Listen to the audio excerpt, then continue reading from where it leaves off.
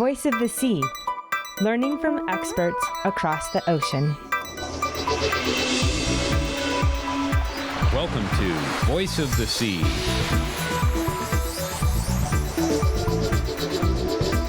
In this episode, we're talking about the exceptionally high king tides and citizen science. King tides were widely reported across the state this year, and University of Hawaii Sea Grant researchers are working with community members to document these high water events. As part of the Sea Grant community research, residents across Hawaii and in American Samoa have sent in photos of the effect of king tides in their area, which will be used in research and planning. We start off with Hawaii Senator Brian Schatz. I got a mark now, but now I'm short. At Waikiki, near the Moana Surf Rider, talking story with Hawaii Sea Grant communications leader Cindy Natman during the May 2017 King Tide. Well, I think it's really sinking in. This is our future. You know, obviously this is a combination of factors. This is a really high tide, and we have a southerly swell. So this is not purely climate change, but for sure, this is what we can expect more and more of as the ocean heats up and as the sea levels rise. So here we have this incredible infrastructure, the Moana Hotel, Waikiki Beach, across the state of Hawaii. There are all these coastal places that are going to be at least periodically inundated, and this is not 50 years in the future, it's already happening. Part of what we all need to realize is that this is real. This is not abstract. This is not just for scientists. This is not just for environmentalists. This is impacting all of our lives. Everybody who lives in a coastal community is being impacted by climate change. So getting everybody involved in trying to collect the data to try to understand what we're dealing with. You know, we're going to fight the fight on clean energy and make sure that we make that transition. But in the meantime, climate change is already upon us. So the more we can engage individuals across the state of Hawaii, the better. I think everybody should be involved in the science here. You know, I understand it helps the University of Hawaii researchers to sort of check their models against reality. You know, there's a tendency when you're working on a model, it may look right, but the ocean is an unpredictable place. So the more data we can collect, the better. But you know, I'm not the scientist. I'm the elected official who wants more and more people to take action around climate change. So from my standpoint, what I'm thrilled about is that more and more people are trying to do something about climate. And it could be trying to move more in the direction of clean energy, but in the meantime, it's also trying to make sure that we understand the impacts on our ocean environment. A lot of people in Washington, D.C. don't understand the impact of climate change. They think it's just another issue. But for us, this is our livelihood. This is our lifestyle. And so to be able to bring back some video to say, look, this is really happening, it's very difficult to deny the reality of climate change when it is right in front of your eyes. It's one thing to deny the science. It's another thing to get involved in a partisan argument, but everybody tends to believe their own eyes. And when you're ankle deep in water where you shouldn't be, you see that something very strange and very concerning is happening. Everybody should grab that app from their phone and take an opportunity to learn a little science, but also to help University of Hawaii Sea Grant College program to gather data from across the state about what's happening with climate change, how it's impacting our coastal communities. We've got great scientists, but we need citizen scientists to get involved and collect that data. We really especially need neighbor island leadership. And this is an opportunity for young people who live on the Big Island or Kauai or Molokai or Maui. It's not always clear what you can actually do to make a difference when it comes to climate and when it comes to this beautiful place that we all call home. This is an opportunity for young people to actually do something about climate. So download the app from the Sea Grant College program and participate. And this is a sort of interesting weekend for now, but if this happened all the time, we would be dealing with some really heavy consequences. The Alawai Canal right now is not quite close to flooding, but if we had a king tide with a rain event, we would have a disastrous consequence. And it's not clear that the infrastructure here is built to withstand sustained flooding. Maybe a day or two they can throw down some sandbags and people sort of get a kick out of watching it. But if this were every day, this would change the Waikiki experience and not necessarily for the better. The point is that our communities are impacted by rising sea levels, and it's no longer a theoretical argument. It's right in front of us. It's happening.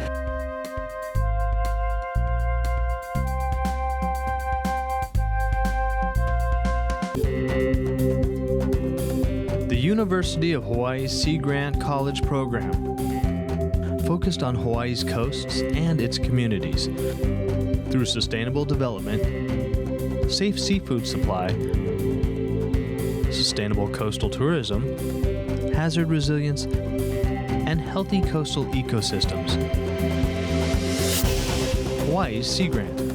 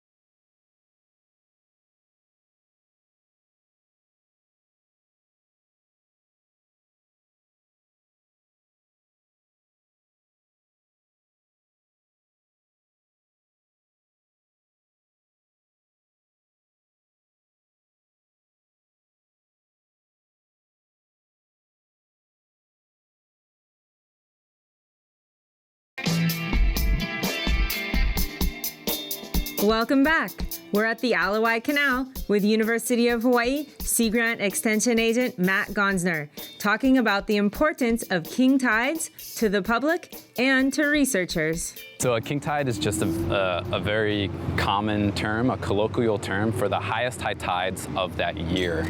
It's not something that we made up. It's not the highest high tides ever. It's a recurring annual condition where you just look at the tide tables and you know that's the highest high tide of the year.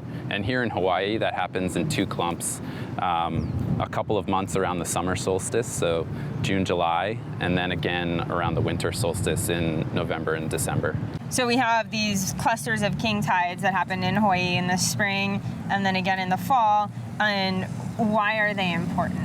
One thing that's interesting about king tides that's really helpful for us is that they're predictable, right? They are recurring annually. We know that the seas are rising. We have these observations, and it's fact, it's recordable in our tide records, and there are models for its acceleration into the future. But what the king tides allow us to do is observe these higher water levels and use that information as a snapshot of what it could look like at some future time. In addition to computer modeling or predictions about what our infrastructure might look like in rising sea level, with these king tides, you actually go out and physically observe what it's doing. Right, so fortunately we're using a free smartphone application, and people can just go out there, and you don't actually have to use the smartphone app. You can take a photograph and upload it to a computer, but they're using a digital data sheet, which in essence is on your screen. They take a photo, it records your date, your time, your location. We just ask them to write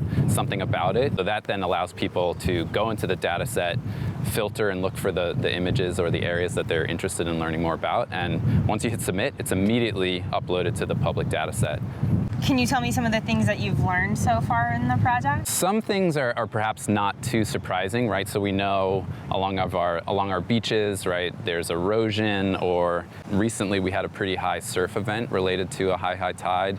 And And the inundation really wasn't that surprising. Some of the things that were perhaps more surprising were areas where there's water coming out of storm drains, where there's road beds that are completely flooded in certain areas. And then we heard a lot of concern from some of the marinas, either the state-owned or some of the private harbors, where not quite boats sitting on top of the harbor deck, but the water level is significantly higher than the actual elevation of the piers. But we're also seeing that the groundwater, this freshwater lens that sits on top of the salt water beneath all of the islands, gets pushed up as the tides come and go. So in some places we've actually seen groundwater penetration, and the only real way to distinguish between that is to take a sensor that measures the salinity. So you can say, is this water brackish? How close is this to the ocean salinity? By penetration, you mean then the seawater is actually coming in under the island through the porous rock and mixing with that freshwater layer? If not mixing, pushing that layer up through the ground surface, where it's not impervious surfaces, but in some of the back bay beaches or park areas where the land itself would permit the water to permeate through. And will that affect our drinking water? No, so in all of these coastal areas, that's not where we access that freshwater lens. That's significantly more inland in some of the mountain areas. So if it's not affecting our drinking water, what are some of the potential effects that it might have? Right, over time, that land could just become permanently wet, right? So it could create a wetland. And perhaps that's not that big of a deal. You know, ecosystems change, they're dynamic, but it could cause significant problems for underground assets like parking structures, wastewater systems, electrical utilities, but also starting to impact and corrode some of the impervious surfaces. And that includes roads, again, the utilities and things that are just part of our built environment could succumb to some of the corrosive and permanent inundation.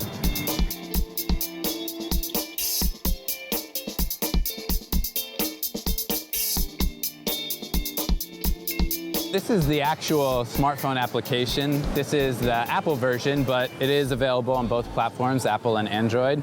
And on the Apple, it's called Liquid Mobile Data Collection. And you can see what it looks like here. It's got a little bit of a water droplet with the earth embedded in it. And when you open the app, what you see is actually all of the records that have been entered to that data set, because I'm registered for our free data set. And you can see that we're currently at record number 862. A lot of people have been submitting today, which is May the 27th. And then a lot also through yesterday and Thursday, the 26th and the 25th. And what you see is this plus sign in the upper right-hand corner of the screen. And this is where you would go to submit a record. And what we've provided is the actual digital data sheet. So there's certain fields, most of them are required, and some of them self-populate. So you can see as soon as I opened up to make a new record, it had the date, May the 27th, and the time, 5:05, just after 5 o'clock. And there's several things we want, because ultimately we're trying to plot these on a map. So first and foremost, we want the location. You tap the arrow, and it populates our latitude and longitude. Generally, I know that our current location is, we're generally facing east. I'm going to take a photograph heading towards Diamond Head. And again, these are just drop-down menus. Your location description, so we want you to give us a general location description. That just provides a little bit additional information, because in the data set you can filter and do some keyword searches to get these photographs. And then ultimately you can enter your name and tell us something additionally interesting about the photograph. Some people have been going out at low tide, so they write that it's low tide. Some people have been going out to a place that they're very familiar with, and they say something like, I've never seen the water level this high at this location. Ultimately, that's really up to you. What's really important is to actually take the photograph. You can see the icon here for camera. And when you click on that, you get just what you would normally see through your phone's camera. And some good recommendations for taking a picture. I wouldn't necessarily say taking a shot straight out to the ocean is good. What is very helpful is being perpendicular to the shore. So if we then migrate and orient the camera So I've taken the photo now, and you have the option either to retake the photo, add a caption. I'm just going to use the photograph. And now that we have the photograph, I could enter something interesting about it. Wave run up to building. And the final step is to submit. So it's really as simple as that. Once you've gotten the smartphone app onto your phone, you're just out there. You take a few minutes, obviously, along the shore. It's pretty dynamic, so you want to be safe, observe, make sure that you're in an okay place to take a photograph, and then just enter the fields. And really, we're just very appreciative of all the citizen scientists providing that information.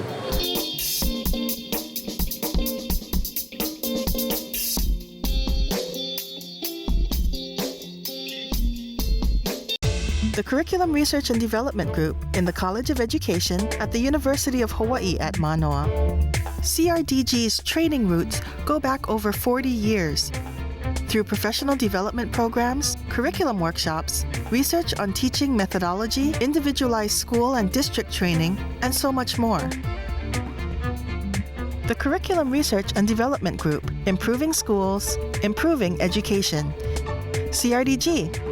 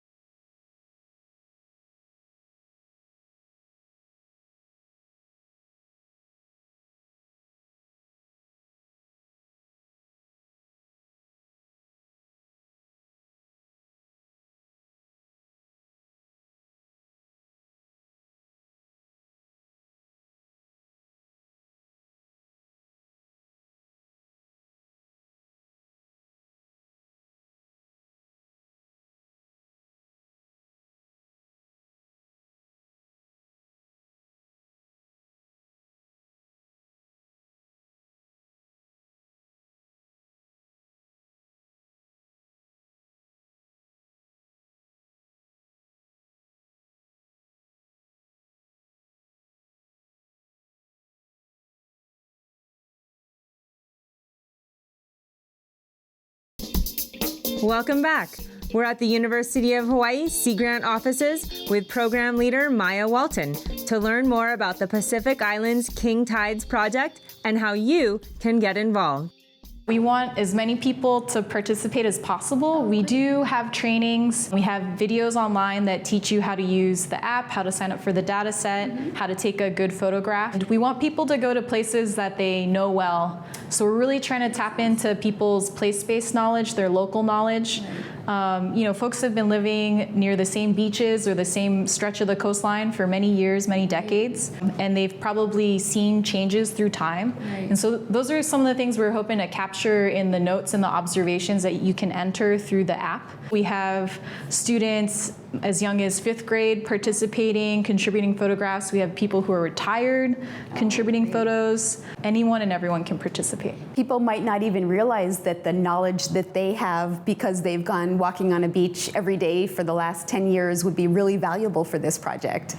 Yeah, and I think that's the really cool thing about citizen science is we're hoping that this project empowers people. This is a map that shows all the places where we've gotten photographs for the citizen science project. And all the dots in purple show the photographs and data that we've received in May.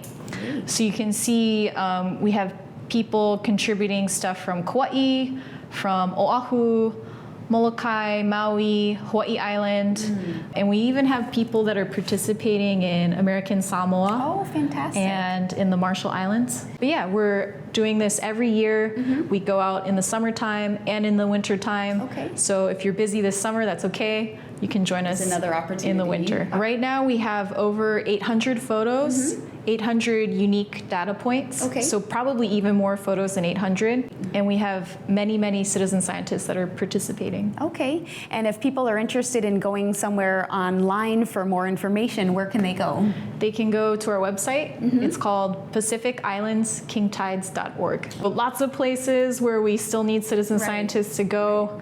On the island of Oahu alone, there's over 200 miles of coastline. Wow. So imagine if we only did this project with Sea Grant faculty and staff. Right. We would never be able to cover all 200 miles. So we need lots of help. Okay. We need people to go lots of different places. Okay. And we hope that the map can help to clue people in where there's gaps, where we need photos to get sent in from. And it's really interesting. In the summertime, we get the king tides in the afternoon. And in the wintertime, we tend to get the king tides in the morning, really early in the morning. Oh, okay. 6 a.m., 5:30 a.m., 7 a.m. And another really cool thing I've been noticing is in the summertime, the king tides are with a new moon. Oh. And in the wintertime, the king tides come with a full moon. And last year, people were really excited because our photo surveys for the Citizen Science Project were the same time as the supermoon. So people would go out at night and photograph the supermoon, and then go in the morning time to photograph the coastline, the king tide in the morning. We have folks that go out at low tide and go to the same location at high tide to show us the difference between low tide and high tide.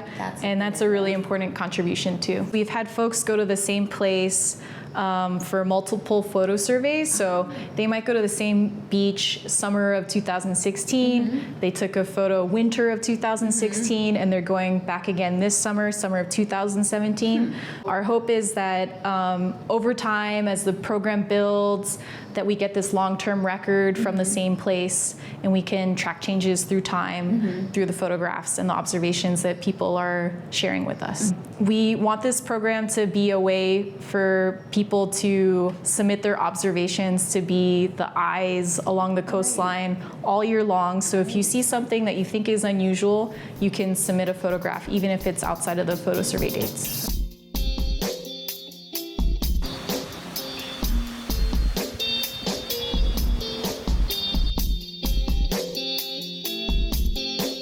Next, we're back at the University of Hawaii School of Ocean and Earth Science and Technology, talking with Dr. Mark Merrifield, who has been studying climate change and monitoring sea level rise in Hawaii for over 20 years. Dr. Merrifield's work shows that rising sea levels are transforming king tides into flood events. The April 2017 king tide was the highest tide reading ever recorded in the islands, higher even than Hurricane Iniki. In 50 years, Dr. Merrifield predicts that Hawaii will have this kind of flooding event during most high tides. So here's our event here. It was the highest of the whole record. So That's that red dot right there is the highest of the high. Wow. 0.78 feet, about 9 inches above or a little more. And you can see it was well above. And from this is 1905 all the way to the present. So there were a few events that were comparable. One of those is Hurricane Iniki, which I think was that event. But prior to like 1960, no tide ever, no measured sea level ever got that high. So actually that's fascinating that the highest tide in April came without a storm, and Hurricane Iniki was actually lower than that, and that was a huge storm event that hit Hawaii. Right. So in the past, it would have taken a large storm, a cyclone, or a hurricane to get that high of a level. Now we're talking about sort of natural variability, which is pushing us that high. So I guess the message is that the king tide right now, it takes a king tide to get our attention on one of these events, and that's why the king tide is being associated with the flooding. But it's really the sea level that's the problem. And pretty soon it won't be the king tide we're worried about, but the spring tides, and then every high tide. Right now, with the current sea levels, we're about maybe every 2, maybe even every year now at the current levels, we'll start to see an event this big. We were talking about how sea level can rise regionally for quite some time. So since 2016, sea levels have been higher than average due to this oceanographic effect of that low frequency shift in the trade winds. So that tends to cluster the events. So we'll see one last year, maybe 3 this year, depending on how things go. And then maybe next year we won't see any, but on average, we'll start to see 1 to 2 a year. And then by 2030, 3 to 4 a year. We're getting into a place now, or a time now, where sea level is high enough where we're kind of reaching a tipping point, where these cleared air flooding events, just due to the tide, will start to become more prevalent. And so, I'll hear questions like, well, what's happened to the tide? Is the tide changing in some way? It's not the tide that's changing, it's the sea level that's going up and adding on to that. So by 2030, just by summing this up and taking some high and low predictions of what sea level is likely to be around here in 2030, an event which was early part of the last century, it was sort of like a 100-year event, very rarely seen. By 2030, we'll see it 3 to 4 times a year. Wow. And so that will mean basically every king tide will be a flood tide. 2050, middle of the century, it will be not just every king tide, it'll be every spring tide. So that will be, sort of twice a month or more, we'll get these flooding events. 2070, it'll be sort of every other tide. So this is what's called nuisance flooding, or clear sky flooding, I think they also Clear call it. sky flooding. So there's no storm, there's nothing, Right. It doesn't even have to be a wave event in the future, it's just the high tide plus the sea level. Kind of what's happening is that, if your fingers are the high tides, right now only the highest of the tides will poke through. But as sea level goes up, more and more start to go above the threshold, and that's why it quickly accelerates once you get past a certain threshold. Yeah, 2050 is really not that far away if you think about it. So 25 to 44 days is really, that's incredible. Yep, and that's, again, those are sort of the low and the high projections of sea level. So there are some estimates that are even higher.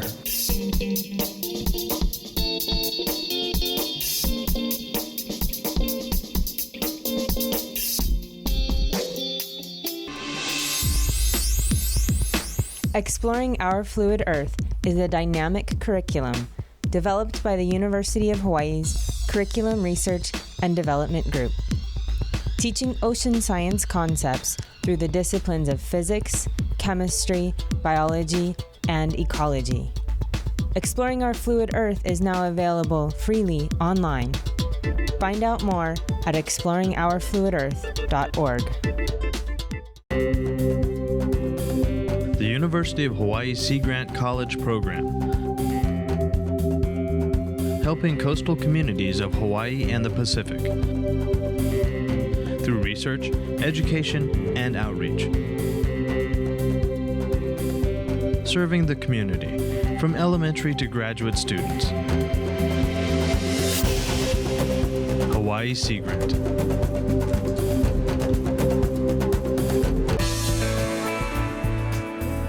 Island Earth, bringing together university, government, research, and community partners to improve science education and ocean stewardship in Hawaii.